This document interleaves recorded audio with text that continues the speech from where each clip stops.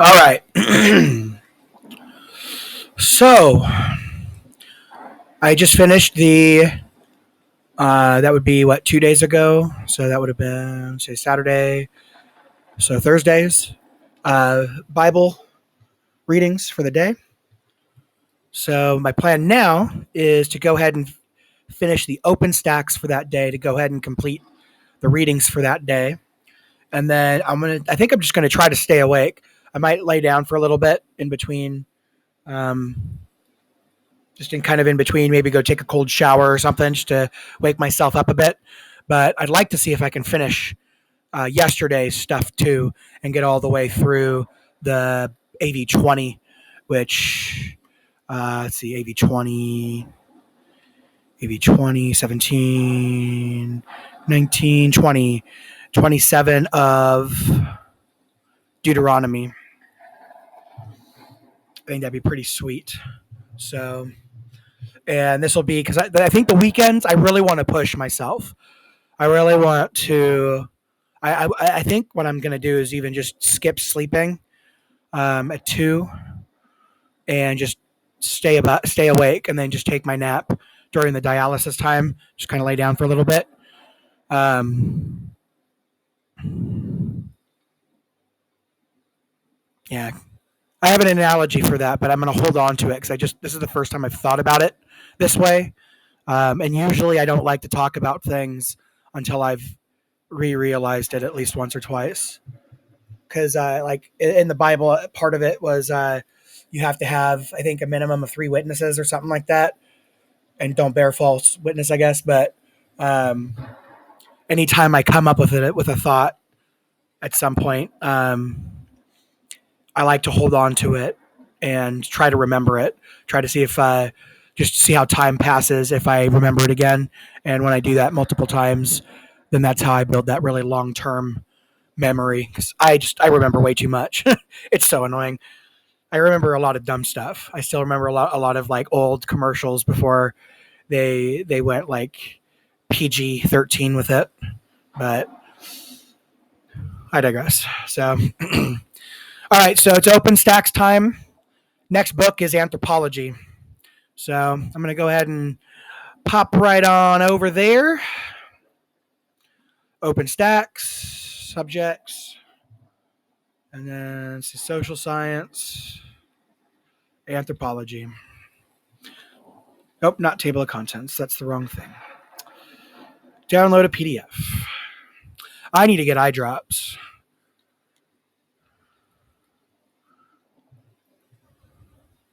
Shoot. Okay. Well, that'll be my thing then. I'm going to go ahead and do this first chapter of anthropology, and then I'll disconnect either before or after the next dwell starts, and go get me some eye drops because that's going to help me a lot. Oh my gosh, I didn't even think about that. Okay. Boom. Chapter 1. What is anthropology? Close that. 1, 2, 3, 4. Let's do 3. All right. Chapter outline 1.1. The study of humanity, or anthropology, is vast. 1.2. The four-field approach. 4 approaches within the guiding narrative. 1.3. Overcoming ethnocentrism. 1.4. Western bias in our assumptions about humanity. 1.5. Holism, anthropology's distinctive approach.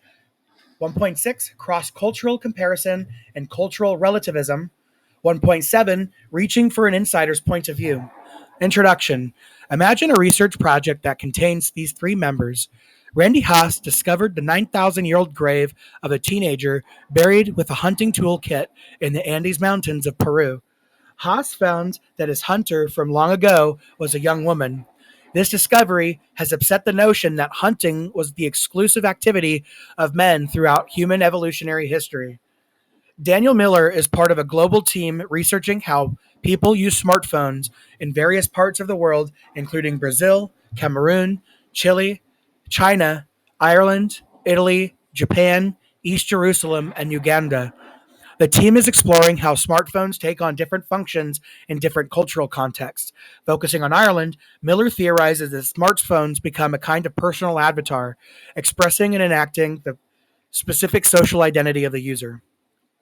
Michelle Brown spends long days observing blue monkeys, red tailed monkeys, and baboons in a conservation park in Uganda.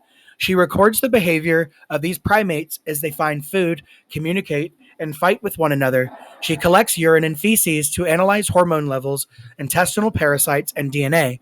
She wants to understand how primates compete as individuals and groups for access to various foods in their environment. What kind of research project could encompass such a diversity of topics and methods?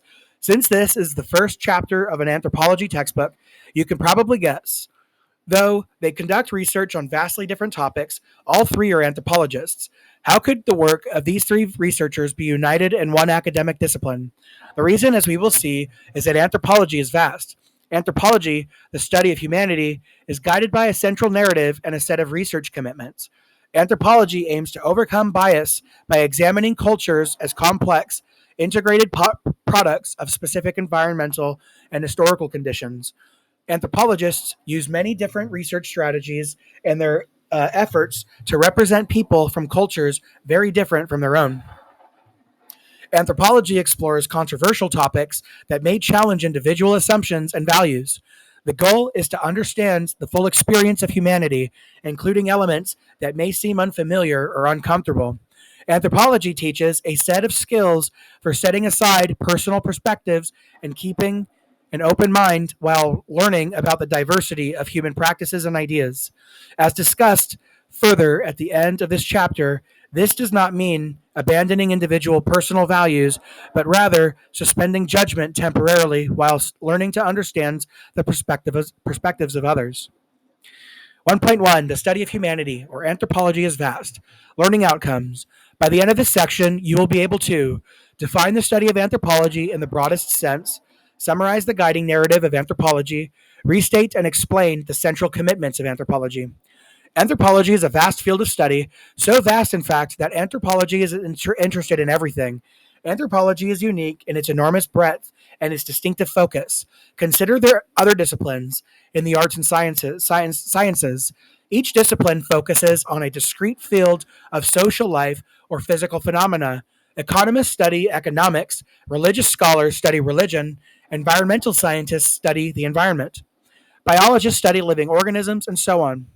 Anthropologists study all of these things. Put simply, anthropology is the study of humanity across time and space. Anthropologists study every possible realm of human experience, thought, activity, and organization. Humans as we are, we can only engage in social and natural worlds through our human minds and human bodies. Even engagement with non human realms such as astronomy and botany is conditioned by our human senses and human cognition, and thus varies across different societies and different time periods. You may be thinking, if anthropology is the human aspect of absolutely everything, then does anthropology encompass other social disciplines such as political science, religious studies, and economics? This is not the case. Certainly, anthropologists are frequently multidisciplinary, meaning that while their research and their teaching are focused within the discipline of anthropology, they also engage with other disciplines and work with researchers and teachers in other fields. But the way that scholars in the other social disciplines approach their subject matter is different from the way anthropologists approach those same subjects. The distinctive approach of anthropology relies on a central narrative or story about humanity, as well as a set of scholarly commitments. This central story and these common commitments hold the discipline together, enabling anthropologists to combine insights from diverse fields into one complex portrait of what it means to be human. Anthropology is everything, but it's not just anything. Anthropology is the study of humanity guided by a distinctive narrative and a set of commitments. The heart of anthropology, central narrative and commitments. Anthropologists are great storytellers. They tell many, many stories about all aspects of human life. At the heart of all these stories is one fundamental story, the story of humanity. A rich and complex narrative. A narrative is a story that describes a connected set of features and events. Narratives can be fictional or non fictional. The narrative of anthropology is a true story, a factual narrative about the origins and development of humanity, as well as our contemporary ways of life. The central narrative of anthropology can be summarized this way: human beings have developed flexible biological and social features that have worked together in a wide variety of environmental and historical conditions to produce a diversity of cultures. Three features of this narrative are especially important to anthropologists. These features form three central commitments of anthropology. An academic study, a commitment is a common goal recognized by the scholars of a discipline. Central Commitment 1: Exploring Sociocultural Diversity. As the narrative suggests, humans in a diversity of conditions create a diversity of cultures.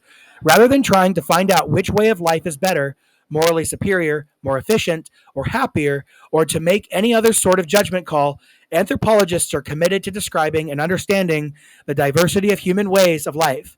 Setting aside judgments, we can see that humans everywhere create culture to meet their needs. Anthropologists discover how different cultures devise different solutions to the challenges of human survival, social integration, and the search for meaning. What are you wearing today? Perhaps a t-shirt and jeans with sneakers, or a tunic and leggings with flip-flops. What about your professor? Are they wearing a bathrobe and slippers, or perhaps a cocktail dress with stilettos? You can be almost certain that will never happen, but why not? You might assume that what Americans wear for class is completely normal, but this assumption ignores the question of what makes something normal. In many countries, for instance, university students typically wear dress shirts with slacks or skirts to class. Many Ghanaian students would not dream of wearing ripped jeans or tight leggings to class, considering such casual dress disrespectful. American students put much more emphasis on comfort than on presentation, an overall trend in American dress. Even in office settings, it is now casual or acceptable for Americans to wear casual clothing on Fridays. In the West African country of Ghana, casual Fridays never caught on, but office workers have developed their own distinctive Friday dress code. As the local textile industry became threatened by Chinese imports, Ghanaian office workers began wearing outfits sewn from locally manufactured cloth on Fridays, creating a practice of national Friday wear. So, which way is better, the American way or the Ghanaian way? Anthropologists understand that neither way is better and that each addresses a need within a particular culture. Casual Fridays is great for Americans who crave comfy leisure wear, while National Friday wear is great for Ghanaians who want to boost their local economy and show their cultural pride. Anthropologists recognize not only diversity across different cultures, but also the diverse experiences and perspectives within a culture. Do you ever buy used clothing at thrift shops, or do you know people who do? An old green men's trench coat bought at a vintage clothing store may be a favorite of a college student. The mother of that student may not feel the same way and offer to buy their child a new coat, much to the distress of the owner of the coat. To people who have grown up in the 1930s and 1940s, used clothing was associated with the hard times of the Great Depression. For the newer generations, used clothing is a way to find unique, affordable clothing that can stretch the boundaries of mainstream style.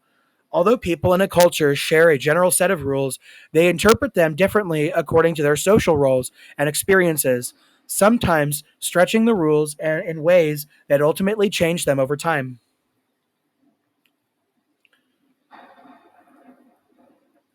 In Ghana, most youth clothing is imported from the United States and Europe in large bales that local vendors purchase and sell in market stalls.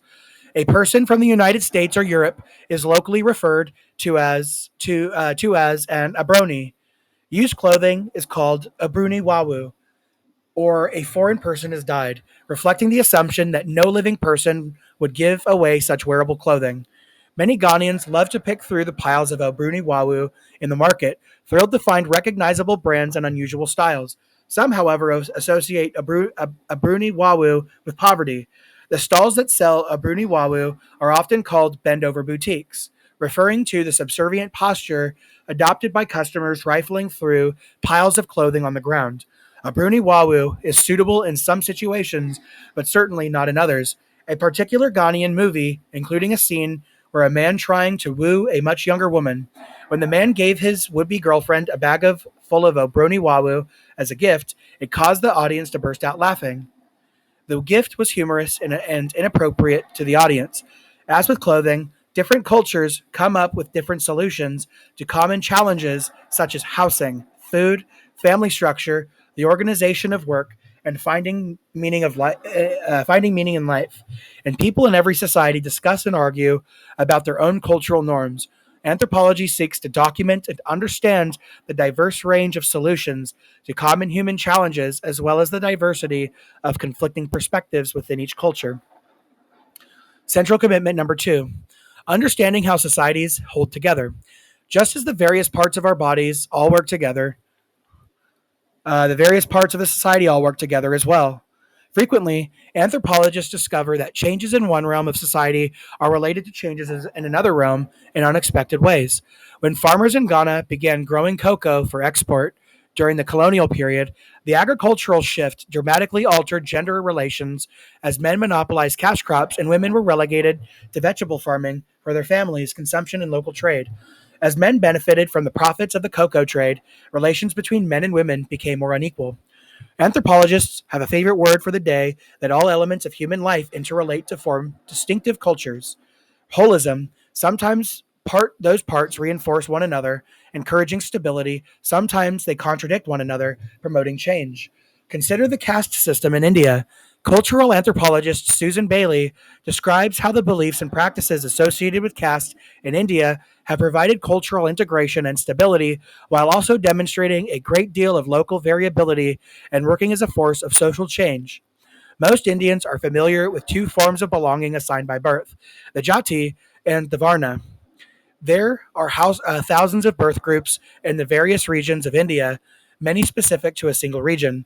By contrast, there are four varnas known across India: Brahmins, uh, Kshatriyas, Vaishyas, and Shudras. Another group called untouchables or Dalits are outside the scheme of Varnas. As described in the Vedas, the four Varnas are ordered in an independent hierarchy reminiscent of human anatomy. The Rig Veda describes how the gods sacrificed the first man, Purusa, dividing his body to create four groups of humanity. When they divided the Purusa into how many parts did they arrange him? What was his mouth? What his two arms? What are his thighs and feet called? The Brahmin was his mouth. His two arms were made of the Rajanya, his two thighs, the Vaisya. From his feet, the Sudra was born. Ancient texts envision caste as a means of social order, as people in each caste perform different functions and occupations, all working together in harmony. Note, however, that such texts were written down by members of upper caste groups, often Brahmin scholars, anthropologists, and historians who study the practice of caste argue that the caste system was never such a unitary and dominant force across the country, but rather a flexible, regional, and constantly changing center of identities. In the colonial period, the British made the caste system more rigid and antagonistic, offering education and jobs to select caste groups. In the 20th century, many lower caste groups have resisted their oppression by converting to Christianity or Islam and forming political parties to pressure the government for more opportunities for social advancement. Anthropologists are curious about how different cultures create different categories of people and use those categories to organize the activities of social life. In many farming societies, for instance, men do certain kinds of agricultural work, and women do others. In societies where lands must be cleared in order to sow crops, men often chop down trees and clear the brush, while women do the planting. In societies that utilize large-scale industrial farming, migrants of people of a specific ethnicity or assigned racial category are often recruited to perform the manual labor required to grow and harvest crops. In industrial capitalist societies, one group of people owns the factories and another group works the machines that produce the industrial products. Relations between groups can be cooperative, competitive, or combative. Some cultures promote the equality of social groups, while many others reinforce inequality among groups. Holism is not the same as harmony, Anthropologists are interested in how society holds together, but also in the conditions that can cause conflict, change, and disintegration. You may have heard the word polarized used to describe the sense that two different groups in American society are moving farther and farther apart in their values, opinions, and desires. Some suggest that the contradictory perspectives of these two groups threaten to tear American society apart. Others suggest that Americans who are united by deeper values such as freedom, equal opportunity, and democracy. Using holism to understand this issue, an anthropologist might consider how the perspectives of each group relate to that group's economic experiences, political convictions, and or religious or moral values. A comprehensive use of holism would explore all of these aspects of society, looking at how they interact to produce the polarization we see today and suggesting what might be done to bring the two groups into productive dialogue. Central commitment number 3, imagining the interdependence of humans and nature. As our narrative suggests, anthropologists are interested in the natural environment, the way humans have related to the natural world over time, and how this relationship shapes into various cultures. Anthropologists consider how people in different cultures understand and use the various elements of nature, including land, water, plants, animals, climate, and space. They show how people interact with these elements of nature in complex ways. Archaeologists working in prehistoric sites all over the world have documented how prehistoric people understood celestial objects and used them to navigate their waterways, create calendars and clocks, regulate farming activities, schedule religious ceremonies, and inform political leaders. This area of study is called archaeoastronomy. In Chaco Canyon in the American Southwest, archaeologists have discovered that buildings in the major settlement areas were aligned so that certain windows would provide perfect vantage points to view the sun and moon at pivotal times of the year, such as the solstice and equinox. The sun dagger, consisting of two whorl-shaped petroglyphs on Fajad Butte, is precisely positioned under a rock crevice so as to indicate the solstices and equinoxes when the sun shines through the crevice. Unfortunately, tourists' foot traffic at the site has altered the width and direction of the crevice so that the sun dagger is no longer marks these celestial events accurately. The construct of Chaco Canyon may have been particularly attuned to the features of their environment as they constructed their complex civilization in the challenging environment of the high desert. With scarce rainfall and brief growing seasons, their survival depended on accurate identification of opportune planting and harvesting times. With the onset of a 50-year drought, farming became more and more precarious. Eventually, the ancient peoples of Chaco were forced to abandon the area. Some anthropologists study how people interact with the plants in their area. The field of ethnobotany examines how people in different cultures categorize and use plants for food, shelter, tools, transportation, art, and religion. Ethnobotanists also conduct research on plants used in healing to discover the relationship between cultural practices and the pharmaceutical properties of these plants. Some examine the cultural use of psychoactive plants such as mushrooms and peyote in religious ritual. For instance, anthropologist Jaman Halvax studied the controversial use of marijuana among youth in New Guinea. Young people told Halvax that marijuana helped them work harder, overcome shame, and understand ancestral stories. Critics of the practice told Halvax that marijuana dried the blood of people who used it, making their offspring weak and feeble. Use has generated similar controversies in other countries, including the United States, with some arguing that the drug provides relaxation and pain relief, while others claim it interferes with cognitive abilities and motivation. Our relationship with nature is reciprocal. Nature shapes humanity, and humanity shapes nature. Exploring how nature shapes humanity, anthropologists speculate how aspects of the environment have shaped the emergence and development of human biology, such as our ability to walk, the shape of our teeth, and the size of our brains. Dramatic climatic shifts over the past several million years have forced periods of rapid biological and cultural adaptation, resulting in new hominin species and new skill sets such as language and toolmaking. In more recent archaeological time periods, environmental characters have shaped religious beliefs, gender relations, food getting strategies, and political systems. Environmental forces can trigger the beginning or the end of a society. Some archaeologists study how natural events such as volcanic eruptions and droughts have led to mass migrations and the collapse of empires. Our reciprocal relationship with nature also works the other way around. That is, human shaped nature. Our environments are shaped by the food getting methods of our societies, as well as the way we acquire and trade resources such as oil, natural gas, diamonds, and gold. Many anthropologists explore how contemporary ways of life change the natural world at local, regional, and global levels. Farming dramatically impacts ecosystems with the clearing of prairies, wetlands, and forests. Fishing can deplete certain species, changing the whole ecosystem of rivers and coastal waters. Responding to population pressures, people construct dams to channel water to emergent cities. The redirection of water transforms regional ecosystems, turning wetlands into deserts and deserts into resource hungry cities. Scholars use the term Anthropocene to describe the contemporary period of increasing human impact on ecosystems of our planet. Large scale pollution, mining, deforestation, ranching, and agriculture are causing dramatic environmental disruptions such as climate change and mass extinction of plant and animal species. Many anthropologists are studying these problems, focusing on how people are working locally, regionally, and globally to promote more sustainable ways of living in our natural world. 1.2 The Four Field Approach. Four approaches within the guiding narrative.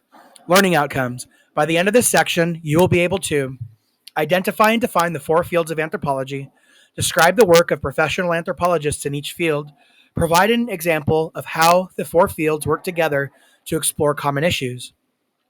Let's recall the central narrative of anthropology. Human beings have developed flexible biological and social features that have worked together in a wide variety of environmental and historical conditions to produce a diversity of cultures. Researching this argument is a vast endeavor requiring many complementary approaches and techniques. Anthropology comprises four main approaches, the four subfields of our discipline. Each subfield specializes in exploring a different aspect of the common narrative. Combining insight from the four fields gives us a rich and complex understanding of specific issues such as gender, inequality, race, and the environment. Let's take a look at each subfield and then examine how the subfields combine in the study of racial categories and relations. Biological anthropology.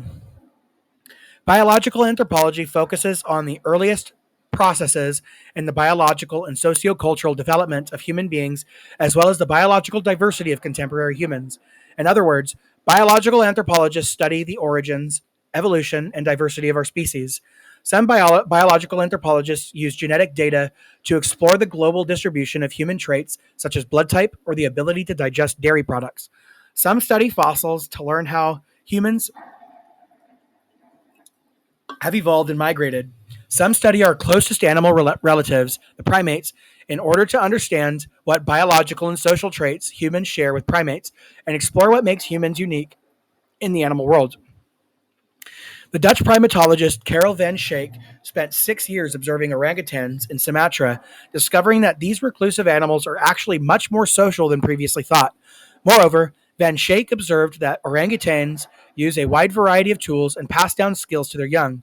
By studying these primates, Van Schaik and other biological anthropologists gain insight into the origins of human intelligence, technology, and culture. These researchers also warn that habitat loss, illegal hunting, and the exotic pet trade threaten the survival of our fascinating primate cousins. Biological anthropologists frequently combine research among primates with evidence from human fossil record, genetics, neuroscience, and geography to answer questions about human evolution. Sometimes their insights are startling and unexpected. Anthropologist Lynn Isbell argues that snakes have played a key role in the evolution of human biology, particularly our keen sense of sight and our ability to communicate through language.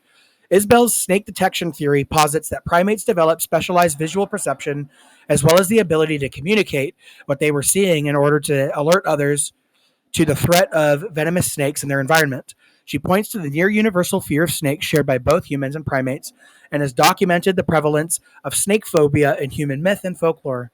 Isbell's research highlights how human animal relations are central to humanity, shaping both biology and culture. Not all biological anthropologists study primates.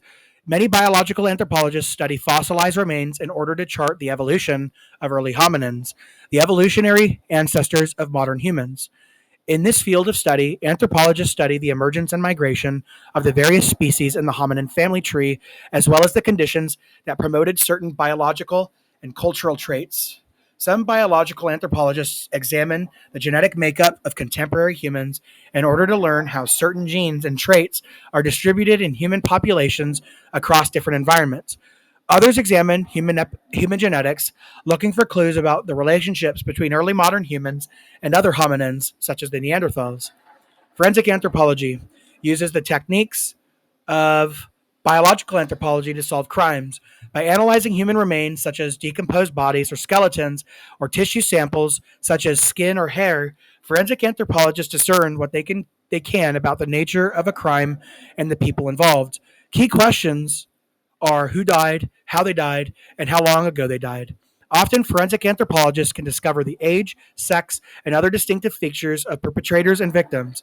Looking closely at forms of bodily trauma and patterns of blood or bullets, they piece together the story of the crime. They work on investigative teams with law enforcement officers and medical experts in ballistics, toxicology, and other specialties. Forensic anthropologists often present their findings as witnesses in murder trials. Not all of these crimes are contemporary. Sometimes forensic anthropology is used to understand historical events. Excavating the historic Jamestown colony of early English settlers in North America, archaeologist William Kelso found a human skull in the midst of food remains. Noticing strange cut marks on the skull, he called upon Douglas Alsey, a forensic anthropologist looking for the Smithsonian workings for the Smithsonian Institution, to help him figure out what the markings meant. Alsey determined that the markings were evidence of intentional chopping to the skull with a sharp blade. He concluded that the skeleton belonged to a 14-year-old girl who had been cannibalized by other settlers after she died.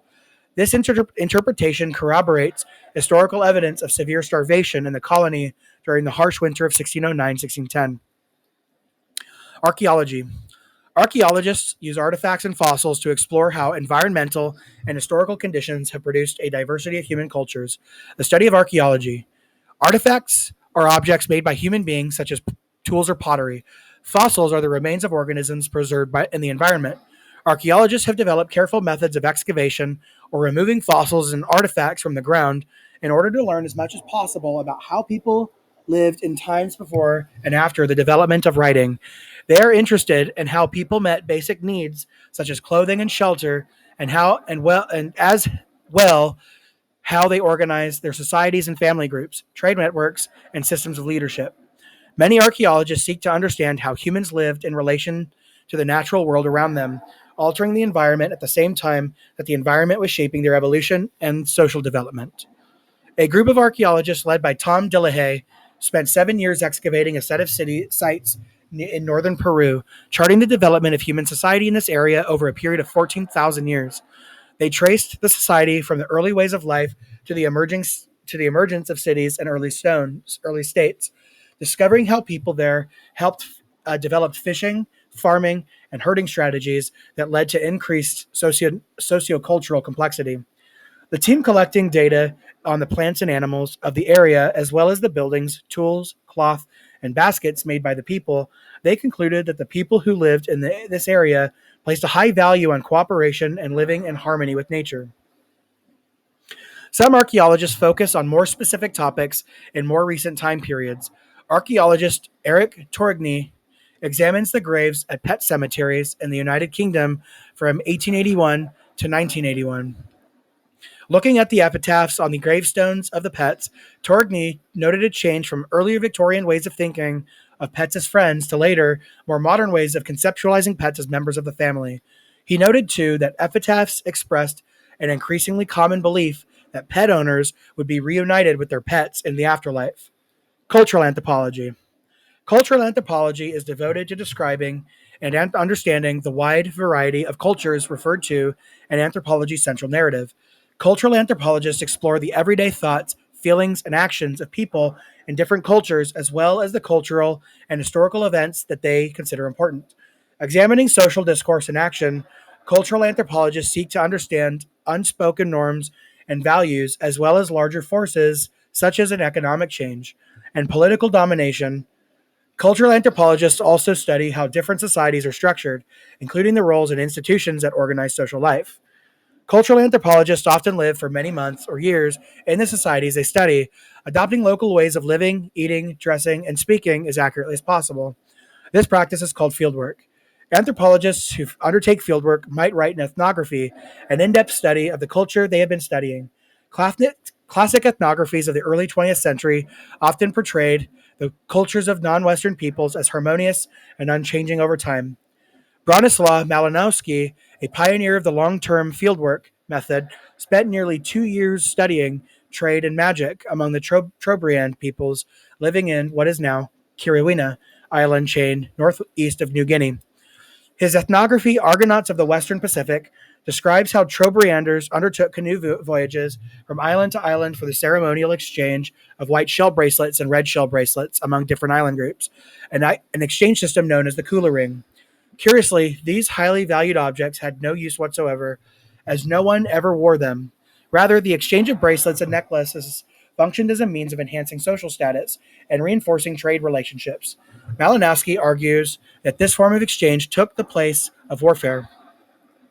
Exploring the Kula Ring in great detail, Malinowski also learned about many other aspects of Trobriand culture, such as making of tools and canoes, farming practices, gender roles, sexuality, and magical beliefs and practices. Nowadays, cultural anthropologists tend to focus more on issues involving conflict and change, such as suicide bombing in Afghanistan, a creationist theme park in Kentucky, sperm donation in Denmark, and garbage pickers in Rio de Janeiro. Often, anthropologists explore overlooked and marginalized perspectives on controversial issues, shedding light on the cultural complexities and power dynamics involved. Anthropologist Tracy Hetherington was interested in why some people were resisting the creation of a conservation park on the Italian island of Sardinia. The central highlands of Sardinia are home to many endangered species and old growth forests, as well as local herding peoples who fiercely resisted the appropriation of their homeland. Hetherington's research identified three competing perspectives: those of global environmentalists, the national government of Italy, and the local people of Sardinia. The global environmentalists view the Sardinian highlands as a delicate ecosystem that should be protected and controlled by environmental experts. The Italian government sees in the same land an opportunity to develop ecotourism and demonstrate the Italian commitment to environmentalism. The local peoples of Sardinia treasure their homeland as the foundation of their way of life, an intimate landscape imbued with history and cultural value. As the controversy grew, these three perspectives together, Western led global environmentalism combined with national government to undermine the legitimacy of local knowledge and authority. Hetherington describes how stereotypes of Sardinians as ignorant and culturally backward were used to delegitimize their resistance to the conservation park, drawing our attention to forms of ecological racism that lurk in the global environmental movement. Linguistic anthropology. As you might guess, linguistic anthropology focuses on language. Linguistic anthropologies just view language as a primary means by which humans create their diverse cultures. Language combines biological and social elements. Some linguistic anthropologists study the origins of language, asking how language emerged in our biological evolution and sociocultural development, and what aspects of language might have given early hominins an evolutionary advantage. Other linguistic anthropologists are interested in how language shapes our thinking processes and how our views of the world. In addition to its cognitive aspects, language is a powerful tool for getting things done. Linguistic anthropologists also study how people use language to form communities and identities, assert power, and resist authority. Linguistic anthropologists frequently conduct the same kinds of long term immersive research that cultural anthropologists do. Christopher Ball spent a year living and traveling with the Wauja, an indigenous group of Brazil. He describes that many routine and ritualized ways of speaking in this community and how each kind of talk generates specific types of social interaction. Chief speech is used by leaders, while bringing the spirits is used for healing the sick. Ceremonial language is used for giving people names and for conducting exchanges between different indigenous groups. Ball, like many linguistic anthropologists, also examined public speeches, such as the ones delivered by Wauja leaders to protest a dam on a nearby river. Ball also analyzed the forms of language used by state officials and development workers to marginalize and subordinate indigenous groups such as the Wauja. Language is central to the way we conceptualize ourselves and our lives. Have you ever been asked to write an essay about yourself, perhaps as part of a school assignment or college application? If so, you might have used different phrases and concepts than if you had than you'd been chatting with our new acquaintance. The purpose and intended audience of our language uses shapes the way we represent ourselves and our actions. Anthropologist Summerson Carr examined an addiction treatment program for homeless women in the Midwestern United States, looking at the role of language in the therapeutic process. After observing therapy sessions and self help meetings, she describes how addiction counselors promote a certain kind of healthy talk that conveys deep cultural notions about personhood and responsibility. As patients master this healthy talk, they learn to demonstrate progress by performing very scripted ways of speaking about themselves and their addiction. How the four fields work together. The example of race. With their unique methods and emphases, the four fields of anthropology may seem like completely different disciplines. It's true that anthropologists from the four fields don't always agree on the best approach to sociocultural inquiry. Biological anthropologists often see themselves as hard scientists committed to studying humanity through the scientific method. Cultural anthropologists rely on the softer methods of observation, participation, and interviews. Someone who studies the genetic distribution of blood types and someone who studies an addiction treatment program may have a difficult time finding common ground. Increasingly, however, urgent concerns such as inequality and climate change have highlighted the importance of an integrated approach to the study of humanity. The issue of racial inequality is an excellent example. Beginning with an approach from the cultural side of our discipline, many anthropologists explore what we think we know about the concept of race. How many racial categories do you think there are in the world? How can you tell a person's racial identity? What do you know about your own racial category? Biological anthropologist Jada Ben Torres and cultural anthropologist Gabriel Torres Colon teamed up to explore how people use genetic ancestry testing to construct notions of collective history and racial belonging. For instance, if you learn through genetic testing that your ancestors most likely came from Nigeria, you might begin to feel a certain identification with that country and with the continent of Africa as a whole. You might begin to feel that you have less in common with the people of your country of citizenship and more in common with the people of your country of ancestry. A racial connection, perhaps felt as more fundamental than sociocultural connection to your home culture.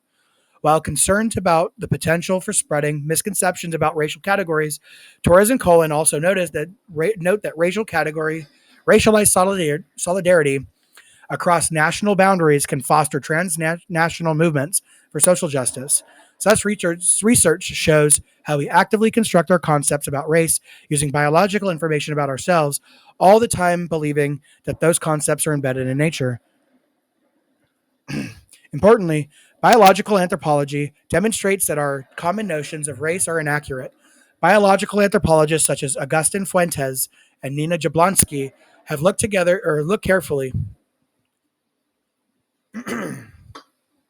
at the global distribution of human traits such as skin color, facial features, hair texture, and blood type, among other markers, in order to determine if humans are indeed grouped into discrete categories based on race. Short answer, biologically speaking, there are no real racial categories. Each human trait varies along a spectrum, and the various traits are mixed and matched among people in ways that make racial distinctions impossibly inaccurate. As an example, take the issue of skin color, which is the most common way people assign race. Jablonski demonstrates that skin color varies along a spectrum from pinkish beige to dark brown, with people throughout the world having skin of every possible shade between those two. Originally, humans evolving on the African continent had dark skin to protect them from the direct ultraviolet light from the sun.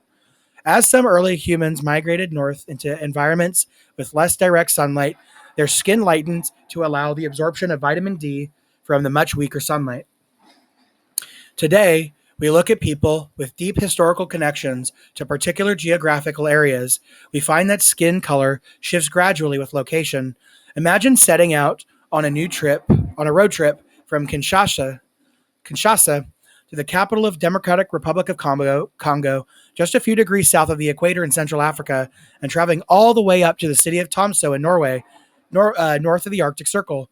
This 157-hour trip would take you through Nigeria, Niger, Algeria, Spain, France, Germany, Denmark, and Sweden.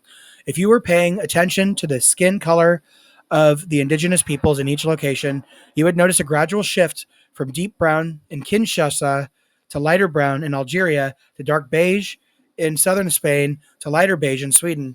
You might also notice other changes, such as more green and blue eyes and more red and blonde hair as you head into Northern Europe. At no point in your trip should you identify a boundary between groups. Rather, you would see a gradual spectrum of change. Whether looking at visible characters such as skin color or invisible genetic markers such as blood type, biological anthropologists have demonstrated time and time again that there is no scientifically justifiable way to divide the human population into racial categories. Any way you draw the lines, there will be more variation within categories than between categories. Does this mean that race does not exist? In terms of biology, that is exactly what it means. But in terms of social reality, unfortunately not. Race does not exist in nature, but race does exist in our minds, our practices, and our institutions.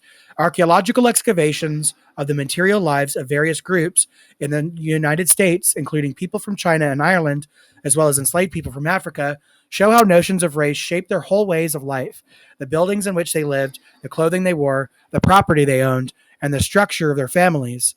In contemporary societies, cultural anthropologists studying forms of racial inequality in societies all over the world, including the United States, the Dominican Republic, Brazil, Japan, Kenya, and Zimbabwe, have uncovered the different ways that each of these societies constructs racial categories and uses various criteria to assign race to a particular person. Moreover, in-depth ethnographies illuminate the severity of racism in the everyday lives of people of color in the United States and elsewhere. After 3 years of fieldwork on the west side of Chicago, anthropologist Lawrence Ralph documented the suffering of people in this black neighborhood as they contend with discrimination, economic deprivation, gang violence, and political marginalization. Ralph emphasizes that the people he observed dream of a better life for themselves and their children in spite of these struggles, and describes how many turn to social and political activism in an attempt to make their neighborhood a better place for everyone who lives there. Linguistic anthropologists are interested on how race is constructed and expressed through language. Marcelina Morgan studied the underground hip hop scene in Los Angeles, exploring how black MCs and musicians craft linguistic codes that reference their experiences of police violence, urban unrest, gang activity, and gentrification. Like Ralph, Morgan highlights the creativity and resilience of Black American communities in the face of enduring racism in American society. Taken together, these various anthropological approaches to race provide more insight and understanding than any one approach ever could. Overturning the biological myth of race is essential to understanding the complex reality of human diversity, but it is not enough. It would be a mistake to pretend that racial categories do not matter just as much because the concept of race has no basis in biology. The combined work of archaeologists, cultural anthropologists, and linguistic anthropologists demonstrates how the mythic notion of race has been used to exploit and marginalize certain people throughout history and into the present. We also see how people respond to racial subjugation with creativity and resilience, inventing cultural reforms of resistance, and mobilizing their communities through social activism. 1.3 Overcoming Ethnocentrism. By the end of this section, you will be able to define the concept of ethnocentrism and explain the ubiquity of ethnocentrism as a consequence of enculturation, distinguish certain forms of ethnocentrism in terms of their historical relationship to forms of empire and domination, identify primitivism in Europe and American representation of African peoples, identify Orientalism in European and American representations of Asian and Middle Eastern peoples. Have you ever known somebody who seems to think the world revolves around them? The kind of friend who is always talking about themselves and never asks any question about you or your life?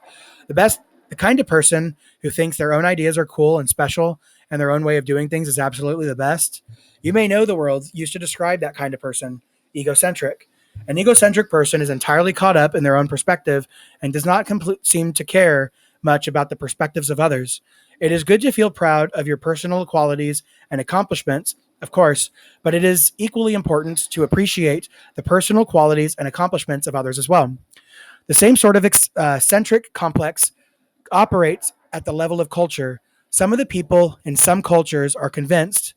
Hold on. I just have to check something real quick.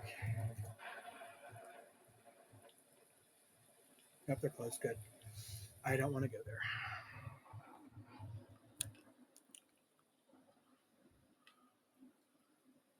Okay, so the same sort of centric complex operates at the level of culture. Some people in some cultures are convinced that their own ways of understanding the world and of doing things are absolutely the best, and no other ways are worth consideration.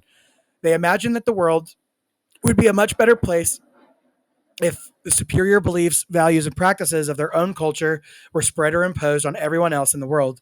This is what we call ethnocentrism. And culturation and ethnocentrism. We are all brought up in a particular culture with particular norms and values and ways of doing things. Our parents and guardians teach us how to behave in social situations, how to take care of our bodies, how to lead a good life, and what we should value and think about. Our teachers, religious leaders, and bosses give us instruction about our roles, responsibilities, and relationships in life. By the time we are in our late teens or early 20s, we know a great deal about how our society works and our role in that society. Anthropologists call this process of acquiring our particular in culture enculturation. All humans go through this process.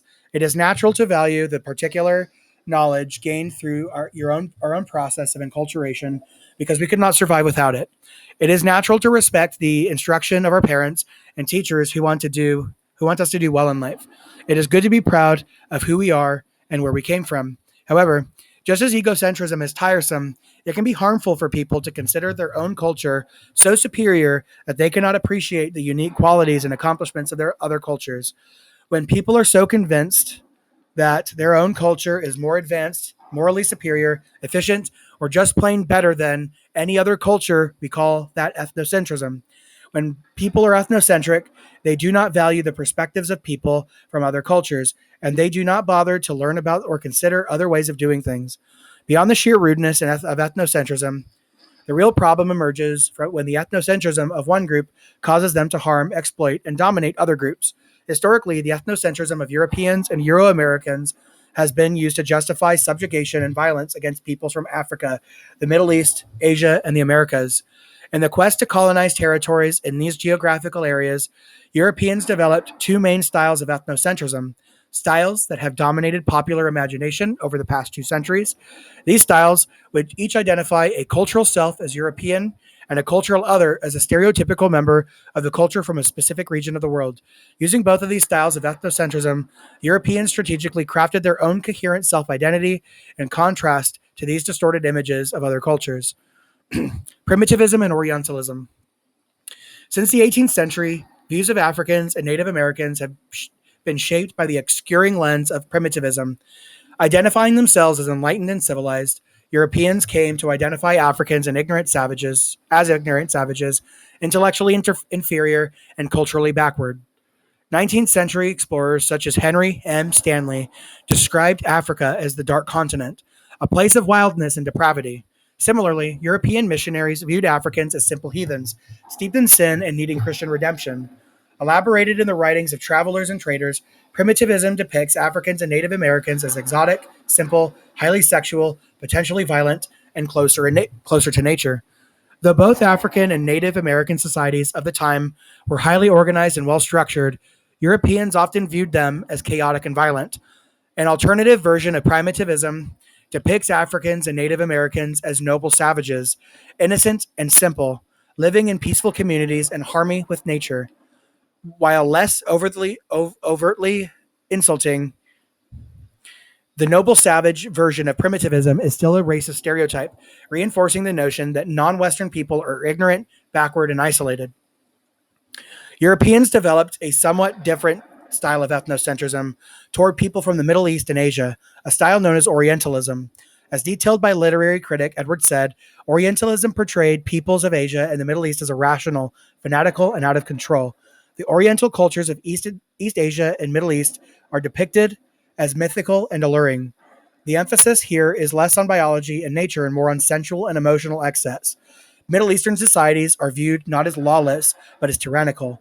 Relations between men and women are deemed not just sexual, but patriarchal and exploitative. Said argues that the view of Asian and Middle Eastern societies was strategically crafted to demonstrate the rationality, morality, and democracy of European societies by contrast. In his critique of Orientalism, Said points to the very common representative of Muslim and Middle Eastern peoples in mainstream American movies as irrational and violent. And the very first minute of the 1992 Disney film Aladdin, the theme song declares that Aladdin comes from a faraway place where the caravan camels roam, where they cut off your ear if they don't like your face. It's barbaric, but hey, it's home. Facing criticism by anti discrimination groups, Disney was forced to change the lyrics for the home video release of the film. Many thrillers, such as the 1994 film True Lies, starring Arnold Schwarzenegger, cast Arabs as America hating villains scheming to plant bombs and take hostages. Arab women are frequently portrayed as sexualized belly dancers or silent, oppressed victims shrouded in veils. These forms of representation draw from and reproduce Orientalist stereotypes. Both primitivism and Orientalism were developed when Europeans were colonizing these parts of the world. Primitivist views of Native Americans justified their subjugation and forced migration. In the next section, we'll explore how current versions of primitivism and Orientalism persist in American culture, tracing the harmful effects of these misrepresentations and the efforts of anthropologists to dismantle them. 1.4 Western bias and our assumptions about humanity. Learning outcomes. By the end of this section, you will be able to define and recognize cultural bias, analyze forms of cultural bias in our own interactions and institutions, describe how the four fields of anthropology can work together to expose and overturn the misconceptions of cultural bias. Euro-American ethnocentrism is everywhere in American culture, in our movies, advertising, museums, amusement parks, and news media. Though the styles have shifted somewhat in the past century, both primitivism and Orientalism still persist as two discernible styles of bias. Primitivism and Orientalism in popular culture. Think for a minute about the last time you saw an image of an African person. Was it perhaps an image of a wide-eyed girl in tattered clothing in an advertisement from a development agency requesting a charitable donation? Or maybe it was a news media photograph of a child soldier wielding an AK-47 in a conflict zone in the Democratic Republic of Congo or another African country. Africa is still popularly represented as a dark place full of deprivation and crisis. Africans are frequently infantilized as simple children who need the support and tutelage of white Western helpers. But isn't it true, you may say, that poverty and violent conflicts are widespread in Africa? Isn't the representation accurate to some degree? The most troubled places on the African continent, are the places where European colonialism was most brutal and violent. In what is now the Democratic Republic of Congo, the Belgian King Leopold II oversaw a reign of terror against the local peoples, encouraging their enslavement for the lucrative rubber trade. Elsewhere in Africa, European colonial governments stole land from local peoples and confined them to reservations, forcing them to work on European plantations in order to pay taxes to the colonial government. Colonial officials fomented conflict by privileging some ethnic groups and repressing others.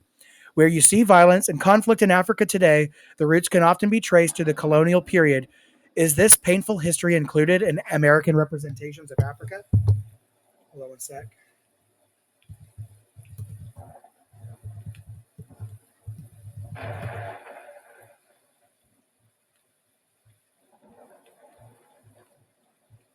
Stake your claim. Shit.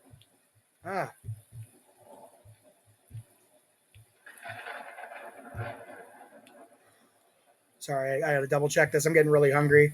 I just want to see if this place is open. Come on.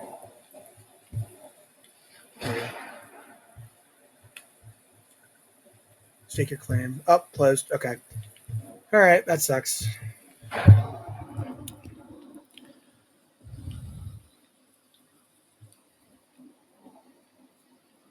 All right, let's go down. Moreover, there are many bright spots in Africa, places such as Ghana and Botswana, with growing economies and stable democracies. Would it surprise you to learn that Ghana has a space program and that there are more mobile phones than people in Kenya?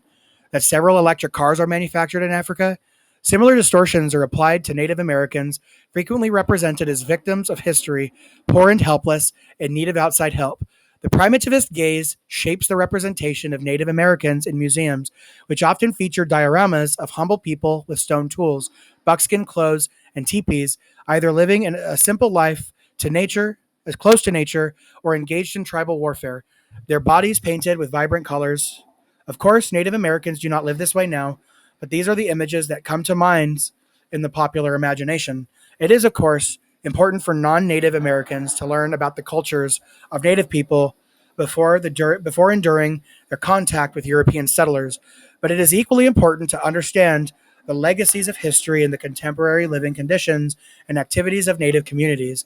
Rather than seeing Native peoples as passive victims, popular culture should also depict the dynamic and creative response of Native Americans to the forms of cultural violence enacted against them. For instance, did you know that a native food movement is surging across the United States, both on native reservations and in American cities?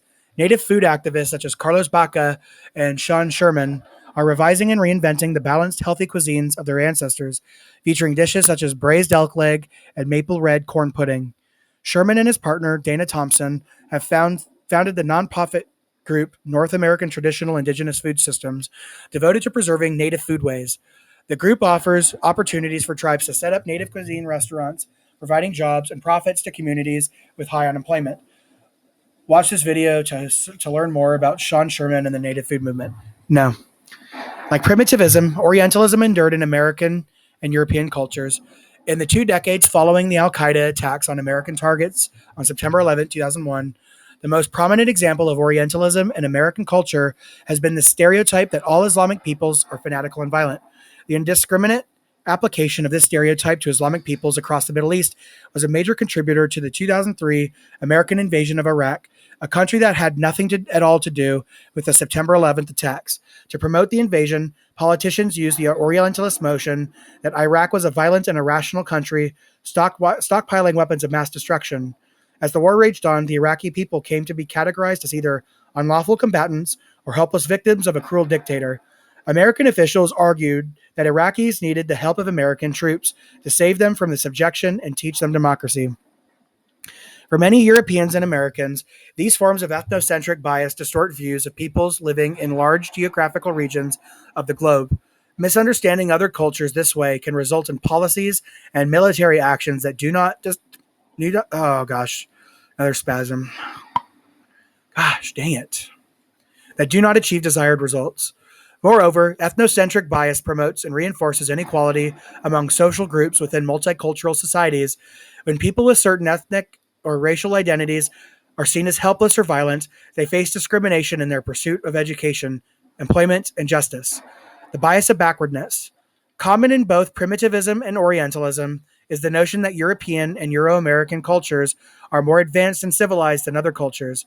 Since at least the 19th century, Euro-American thinking has been dominated by the idea that the various cultures of the world can be evaluated on a scale of sociocultural sophistication from least advanced to most advanced. Typically, the Native American and African cultures were considered the most primitive, while those of Asia and the Middle East were thought of as slightly more developed, but certainly not as civilized as the societies of Europe, which were ranked at the top of the epitome of human progress.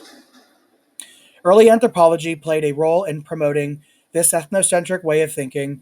19th century anthropologists detailed various hypothetical schemes charting the developmental stage that each culture would go through in its pursuit of the European ideal of civilization. One very prominent scheme was proposed by the British anthropologist Edward Tyler.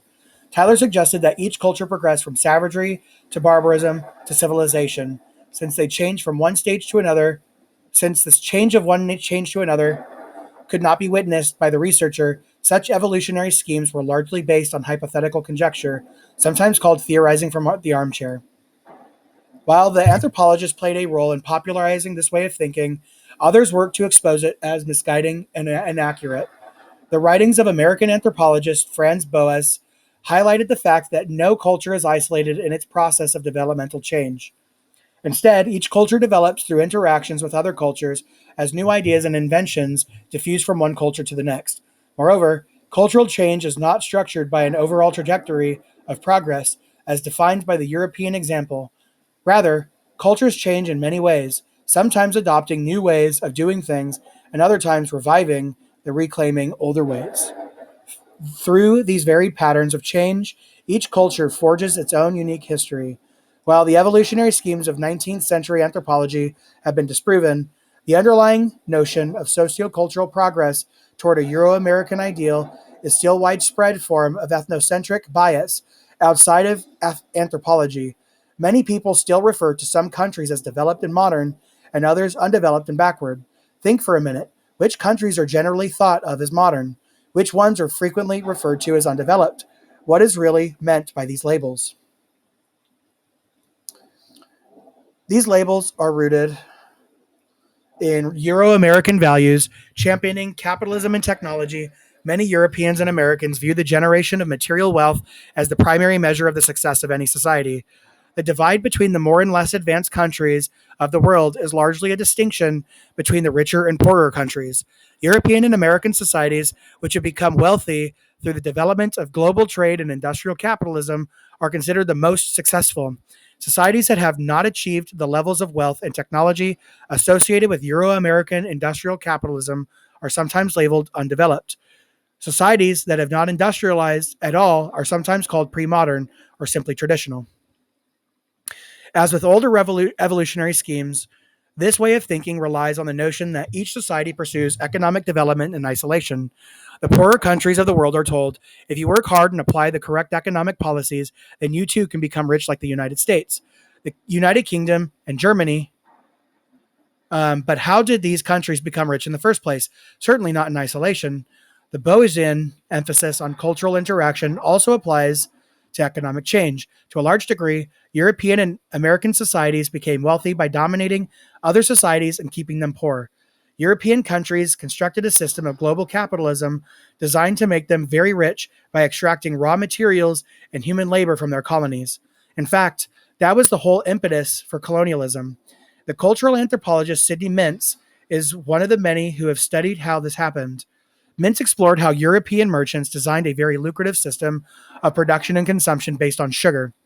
As European consumers began developing a taste for sugar in the 17th century, European merchants developed sugar plantations in the New World using the labor of enslaved people transported from West Africa. Sugar produced on these plantations was exported to Europe and the rest of the world, earning a hefty profit for the European merchants who designed the system.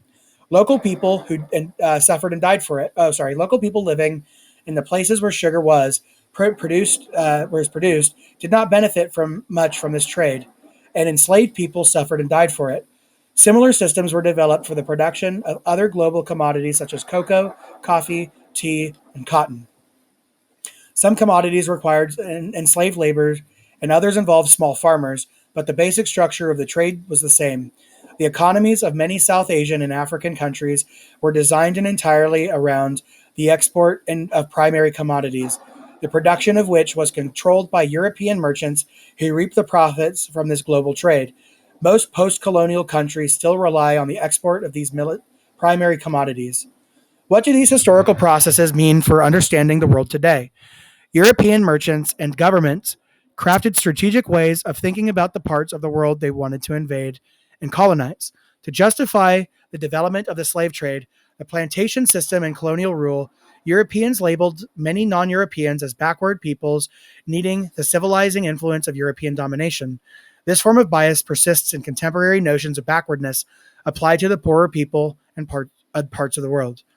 In reality, the colonial system was a global mechanism for European merchants and governments to extract wealth from other parts of the world. European merchants took great care to maintain control over these forms of highly profitable trade, edging out local merchants and forbidding local competition. Even today, we see the remnants of this system in Euro American domination of global trade. If the world seems divided between rich and poor, it is not because some countries work hard and others are backward.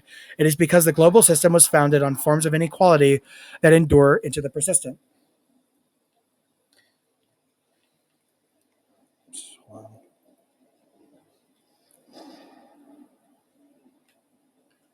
All right, 1.5.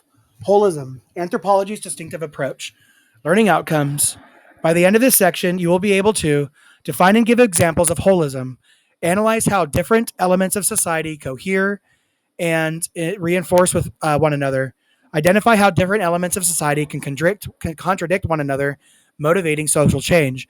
In 2020, the COVID-19 pandemic swept across the globe.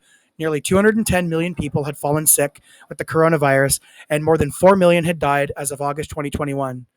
Medical researchers are still studying the long term effects of the illness on the lungs and brains of people who have recovered. Some have discovered psychological effects as well, such as increased risks for depression, anxiety, and schizophrenia.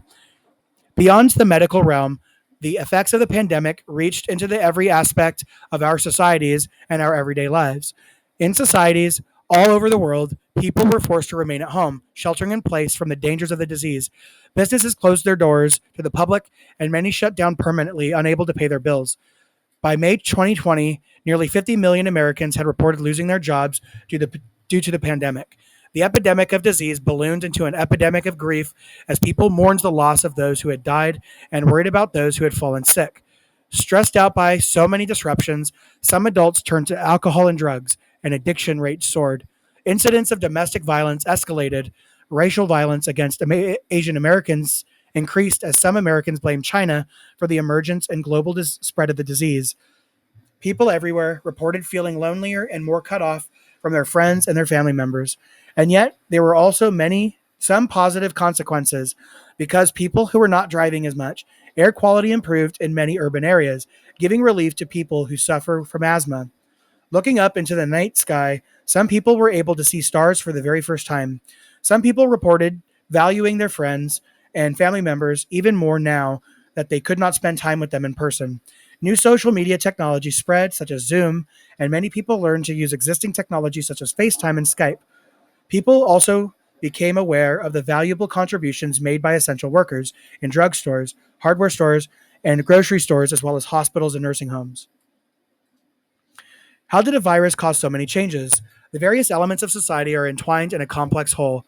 Dramatic changes in one area, such as epidemic disease in the realm of public health, can trigger a chain of effects throughout other social realms, such as the family, the economy, religion, and the political system. You'll recall the word holism from our earlier discussion about anthropology's commitment to understanding how the many parts of societies work together. Holism is a distinctive method of analysis that foregrounds the ever changing relationships among different realms of culture. Society is an integrated whole. Throughout the 2010s, infant death rates in certain rural areas in Africa decreased dramatically. While thrilled in this positive trend, researchers did not initially know how to explain it. Were mothers and fathers doing something different to promote the health of their babies? Were African governments providing better health services for infants? Were aid agencies providing more resources? None of these things seemed to be true in any significant way. The one thing that had changed in the areas with lower infant mortality was the spread of mobile phones. Could that have something to do with lower infant mortality? And if so, how? Researchers hypothesized that it wasn't just the possession or use of mobile phones that was making a difference, but it was the capacity or capability to use mobile money transfers and other fintech. If a baby had a fever in the middle of the night, the mother could now immediately text members of her immediate extended family to organize the necessary funds to take the baby to a hospital for treatment. Quicker treatment meant a better chance for recovery. Something that does not appear to be directly related to infant health may in fact have a great impact on it. Recall from the beginning of this chapter our discussion of the broad scope of anthropology. While other disciplines focus on one realm of society, such as medicine or technology, anthropology ranges across all realms of humanity or human thought and activity. Using the technique of holism, anthropologists ask how seemingly disparate elements of social life might be related in unexpected ways. In American and European cultures, the most common form of marriage is a union of two people. In the United States, many marriages end in divorce, and most people then remarry, resulting in a cycle of marriage, divorce, remarriage called serial monogamy. In other cultures, however, a man may have more than one wife. It might be tempting to think that the dominant form of marriage in a culture is related to the morality or gender relations. It turns out, however, that one very significant influence on marriage patterns is the food getting strategy of a particular culture. In small scale farming cultures, the marriage of one man to two or more women provides an abundance of children to help out with the work of weeding, watering, fertilizing, and guarding the crops. In cultures where children contribute to food production, the marriage of one man to multiple women is more prevalent. This isn't always the case, of course, as there are other factors that influence the form of marriage practiced in a culture, but the useful work of children does contribute to the popularity of this form of marriage. In contemporary United States, by contrast, most people work not on farms but in offices, shops, and factories. Children are not valued as sources of household labor, and they are not legally permitted to work for wages. In fact, children can be viewed as a drain on the household, which one requiring a massive investment of resources in the form of healthcare, childcare, special equipment, educational opportunities, and expensive toys. In this context, the increased fertility of multiple wives might impoverish the household. Moreover, our fast-paced capitalist economy requires to move, a flexible and highly mobile workforce. American workers can lose their jobs and they must be prepared to move and retrain in order to find further work. Many Americans experience periods of uncertainty and precarity in their work lives, conditions that affect the livelihood of their households as well as their relationships with the marriage partners and children. Such a context contributes to a smaller family size and fragile marriage bonds.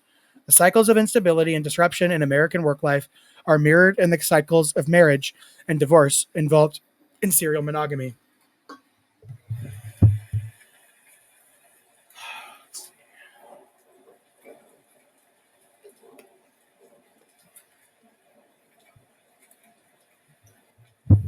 These are just two examples of why anthropologists are committed to taking such a broad view of the cultures they study.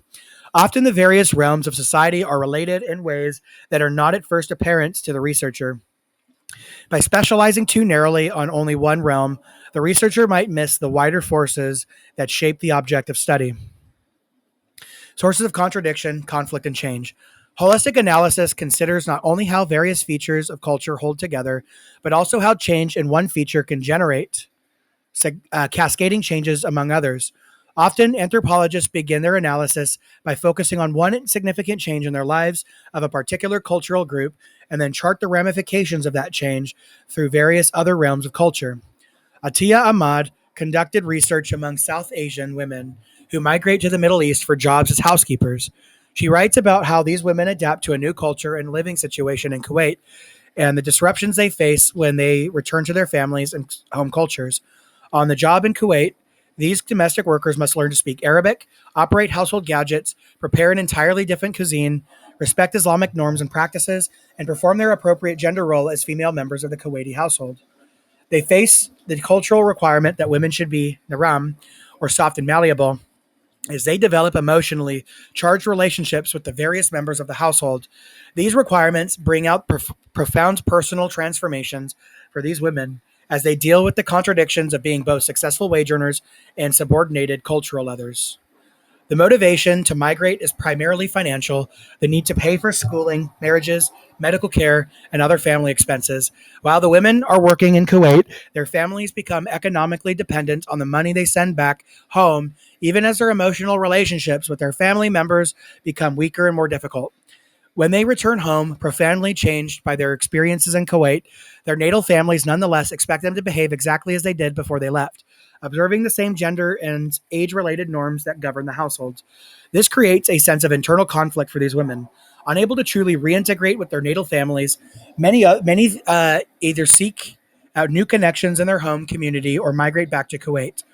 Some begin learning more about Islam by attending special dawah classes where they meet other women in the same situation. Finding ethical inspiration in Islamic teachings, many do convert against the objections of their natal families and their Kuwaiti employers. All cultures are constantly changing, with small changes in one realm snowballing into larger and larger changes within and beyond that culture. The Me Too movement is another good example. What began in 2006 as a call by American activist Tarana Burke for solidarity and empathy with victims of sexual harassment has now spread into many sectors of American society and across the globe. Initially focused on high-profile celebrities and the movie industry, the Me Too movement has raised awareness of widespread sexual harassment and assault in the fashion industry, churches, the financial industry, sports, medicine, politics, and the military. Activists press for legal changes to protect workers, especially whistleblowers, who come forward with allegations of inappropriate sexual behavior. Evaluations of patriarchal and chauvinistic behavior in these institutional realms have sparked scrutiny of the more informal cultural norms of American romance and dating. The Me Too movement challenges the way Americans think about the gender roles of men and women, appropriate speech and gestures, and the distinction between public life and private life. The movement has prompted processes of dialogue and change in at least 28 other countries, including Afghanistan, China, Nigeria, and the Philippines. The global campaign has been interpreted differently in each of these cultural contexts as the transcultural intentions of American activists intersect with local norms of gender and sexuality. Indeed, some critique the Me Too movement as ethnocentric. Though the calls for reform resonated with French feminists, Me Too activism sparked a backlash among many other French people, with some men and even women arguing that French men should have the right to make sexually provocative comments and rub against women in public places. While many anthropologists actively support the Me Too movement, our methods of cross-cultural comparison call on us to set aside our personal values, at least in order to understand how people in various cultural contexts interpret and act on the cross-cultural campaign against gender-based harassment and assault. This method of suspending personal values is key to understanding how all the elements of a particular culture interact with one another, including pressures from the outside. Okay, have a drink.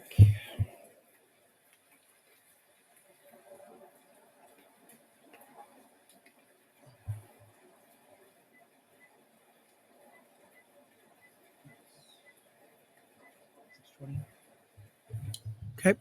1.6, cross-cultural comparison and cultural relativism.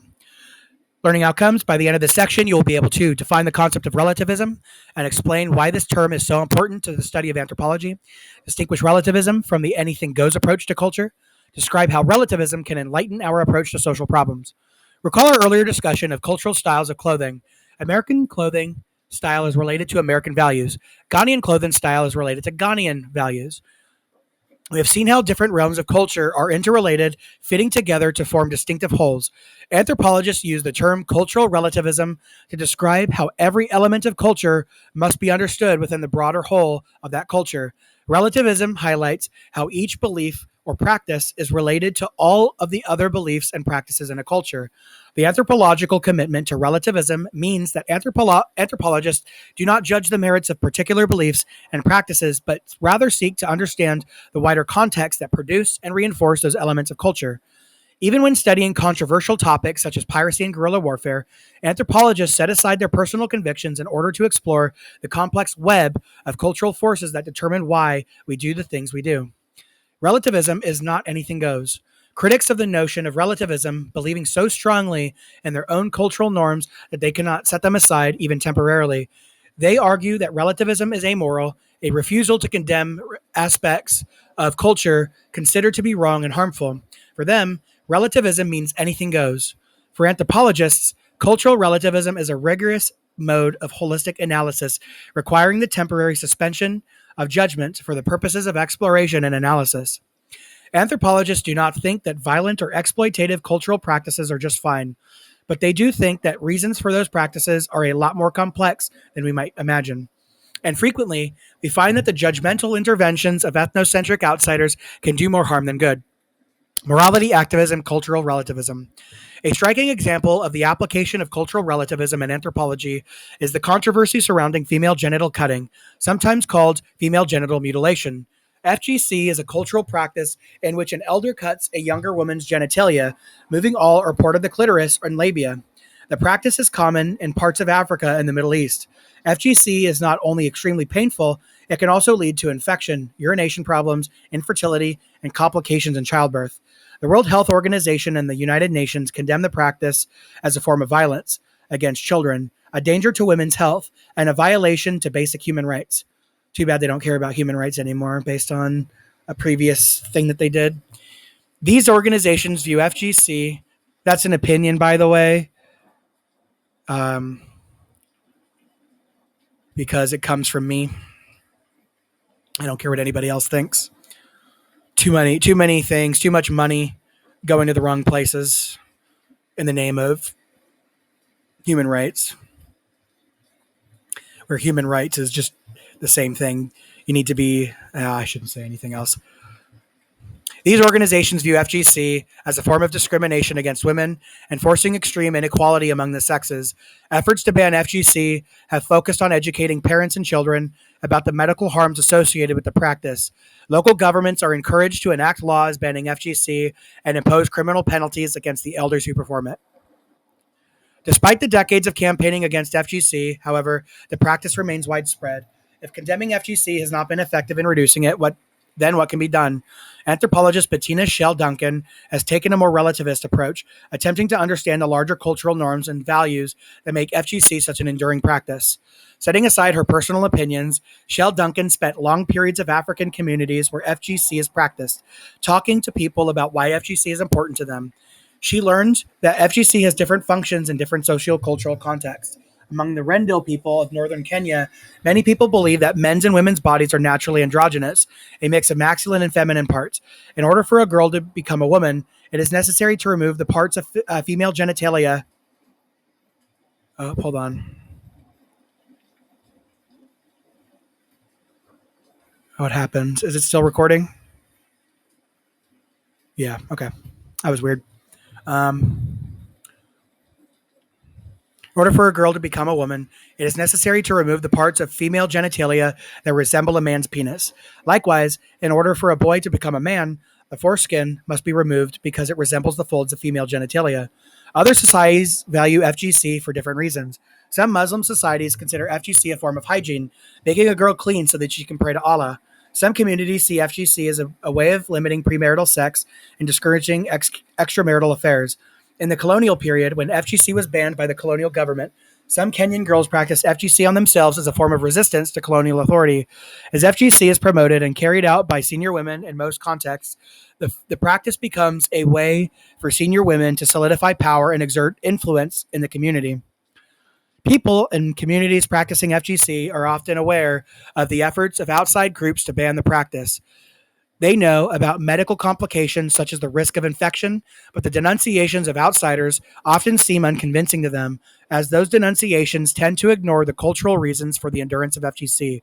People who practice FGC do not do it because they despise women or want to harm children. Shell Duncan argues that the parents weigh the risks and benefits of FGC, often deciding that the procedure is in the best interest of their child's future. Personally, Shell Duncan remains critical of FGC and works on a project with the Population Council designed to dramatically reduce the practice. Cultural relativism does not mean permanently abandoning our own value systems. Instead, it asks us to set aside the norms and values of our own culture for a while in order to fully understand controversial practices in other cultures. By suspending judgment, Shell Duncan was able to learn two important things. First, while campaigns to eradicate FGC frequently target mothers, providing them with educational material about the medical risks involved, Shell Duncan learned that the decision to go ahead with the procedure is not made by the parents alone. A large network of relatives and friends may pressure the girl's parents to arrange for the cutting in order to ensure the girl's chastity, marriageability, and fertility. Secondly, Shell Duncan learned that people who practice FGC do it because they want the best for their girls. They want their girls to be respected and admired, considered clean and beautiful, fit for marriage and childbearing. Shell Duncan argues that outside organizations should reconsider their efforts, focusing more on communities than on individual parents. Awareness campaigns will be more effective if they resonate with local norms and values rather than dismissively condemning them as part of the whole culture of FGC. Some researchers urge anti-FGC activists to connect with local feminists and women's groups in an effort to empower local women and localize the women movement against FGC. Some alternative approaches press for more incremental forms of change, such as moving the practice to more sanitary conditions in clinics and hospitals, and reducing the severity of the procedure to smaller cuts or more symbolic nicks. As this example illustrates, cultural relativism is not an amoral, anything-goes approach, but rather a strategy for forming cross-cultural relationships and gaining deeper understanding. Once this foundation has been established, anthropologists are often able to revise their activist goals and more effectively work together with people from another culture in pursuit of common interests. 1.7, Reaching for an Insider's Point of View, Learning Outcomes. By the end of this section, you will be able to define the notion of an insider's point of view, critique the notion of an insider's point of view, explaining how it is never perfectly achievable. Let's describe the distinctive methods anthropologists deploy in their attempts to represent an insider's point of view. Bettina Shell Duncan's work on FGC demonstrates the importance of setting aside your own values and opinions in order to see an issue from a point of view of those directly involved. This often means working across contexts, whether studying another group or another culture. Anthropologists across the four fields apply this technique. Cultural anthropologists talk to people and participate in social activities in order to understand cultural life. Archaeologists rely on artifacts and fossils to reconstruct the socio-cultural life of peoples in earlier times and different places. Through these different methods, anthropologists all aim for the same thing. They want to understand the perspectives of the people who practice a particular culture, sometimes called an insider's point of view. The challenge of representing others. The anthropological goal of representing an insider's point of view is controversial. Is it truly possible to step outside your own identity to really understand a different perspective? How can a researcher from a particular culture possibly understand exactly how it feels to be a member of another culture? Even anthropologists who study their own cultures may find themselves researching people from different classes, ethnicities, or gender categories. Is it possible to accurately represent the perspectives of people whose lives are so different from your own? Is it ethical? Is it valuable? For decades, white European and American anthropologists conducted research and wrote ethnographies as if the challenge of representing cultures very different from their own was really no problem at all. Empowered by white privilege and ethnocentrism, many earlier anthropologists believed that long term intensive fieldwork was enough to give them cross cultural insight into the perspectives of the people they studied. Too frequently, those anthropologists reduced the complexity of the non Western cultures they studied to just one point of view, as if the people in that society all interpreted their cultural rules the same way and never disagreed or changed the rules over time. In her book about Japanese culture, The Chrysanthemum and the Sword, anthropologist Ruth Benedict describes Japanese people in terms of common personality traits, such as reverence for the emperor and a moral sense guided by shame. Critics have argued that her conclusions are skewed by her over reliance on very few informants, all of them Japanese people confined to internment camps during World War II. As we have explored in this chapter, every culture comprises multiple perspectives that often contradict one another, generating socio-cultural conflict and change. Recognizing this situation, contemporary anthropologists often conduct research among several different subgroups and geographical locations, integrating insight from these various arenas into a comprehensive and dynamic view of cultural complexity. Then there is the question of deep seated bias, often operating unconsciously among researchers and the people they study. Consider the situation above in which a white American anthropologist conducts research in an African country previously colonized by Europeans. European colonialism left behind a legacy of white privilege in post colonial African countries. Earlier anthropologists did not often recognize how racialized power dynamics might shape their research and writing, distorting their representations of the peoples they studied. In the 1960s, anthropologists began to think more carefully about these issues, realizing that an insider's point of view is never perfectly achievable. As human beings, our own perspectives are conditioned by our enculturation, our own ways of seeing and thinking about the world around us. If an insider's point of view is never really possible, should we give up on this aspirational goal of the discipline? In such a scenario, researchers would only study and write about people from the same sociocultural categories as themselves. So, for example, Americans would only research and write about other Americans, but are all Americans really members of the same sociocultural category? Could an upper class Asian American from Manhattan research and write about a poor black community in the Deep South? Could a Latino man write about a group of Latinx, Latino people consisting of all genders? American culture is not unique in its complex array of identities. In all cultures, people have multiple identities as members of multiple sociocultural categories. While you may be an insider within your culture in some respect, you may be an outsider by some other measure. The ethical question of who can represent who is riddled with difficulties. Moreover, resigning ourselves to study our own people, whoever they might be, is tantamount to giving up on cross-cultural research and the insight, empathy, dialogue, and transformation that frequently result from it. Anthropological insights have been key to rethinking American notions of sexuality, family,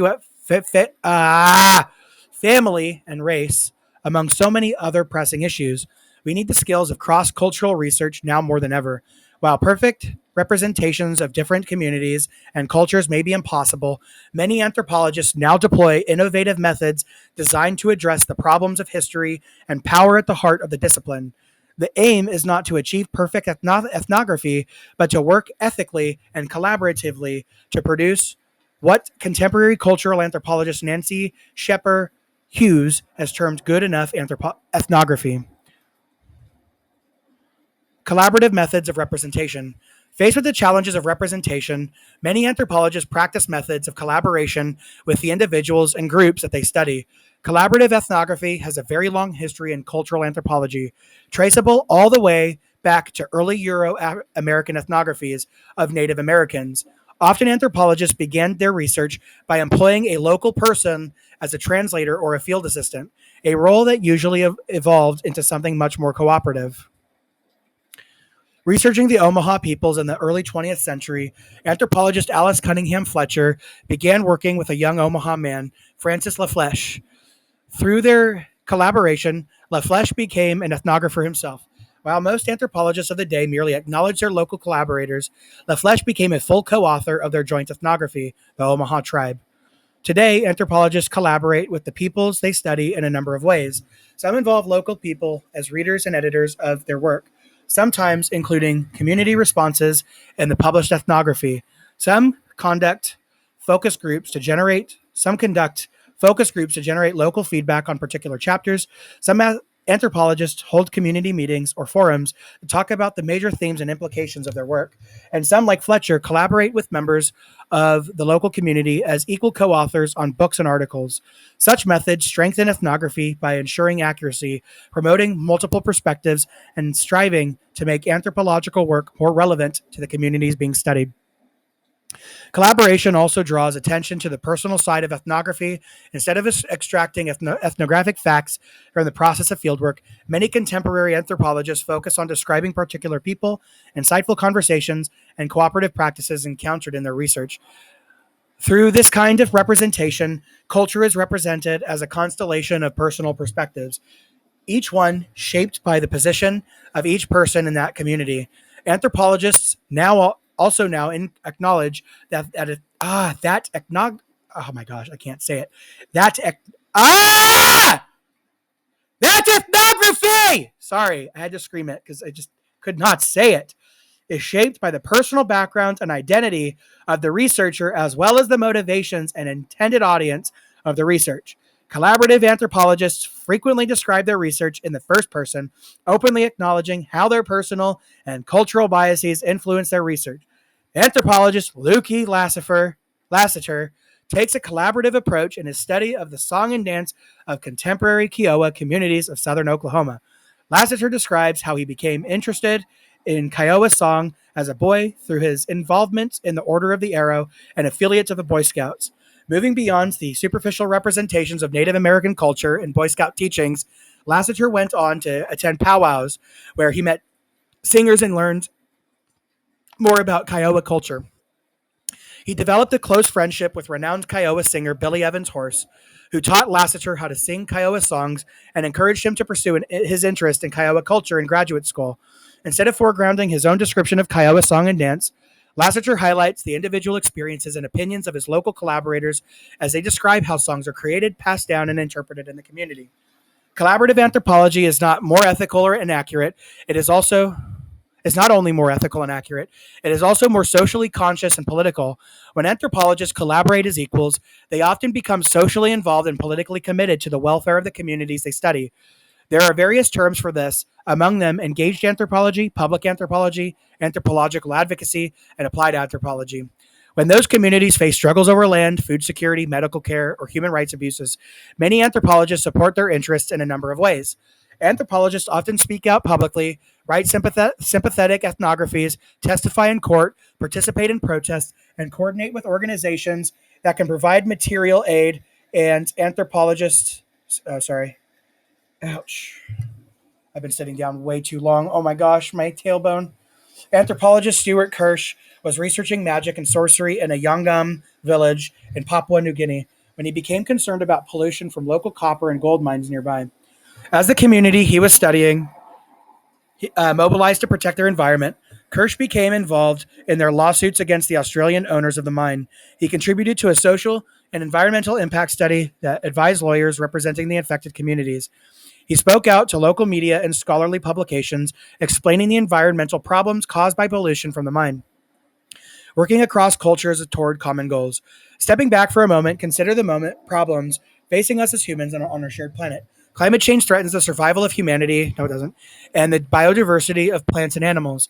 Forms of deeply entrenched inequality fuel racial, ethnic, and class conflicts within and between nations. These are global problems, transnational problems, cross cultural problems. Human beings need to find a way to communicate and cooperate across the socio-cultural boundaries that divide us, always recognizing the power dynamics involved in that process. How can we do this? Anthropology teaches us that we may never understand exactly how it feels to be a member of a different culture or group within our own culture. But if we want to work together with people of different socio-cultural backgrounds to solve these pressing global issues, we have to try. Long-term fieldwork and cross-cultural collaboration are not perfect solutions to the challenges of cross-cultural understanding, but these methods give us a place to begin, and anthropological methods and insights can be transformative, making possible the kinds of empathy and dialogue necessary to solve our global problems. The goal of this anthropology textbook is to guide you in this process of transformation as you learn about the cultural lives of the various peoples with whom you share this planet. All right, that is the end of anthropology. Um, Anthropology chapter 1. Yeah, that was a long one.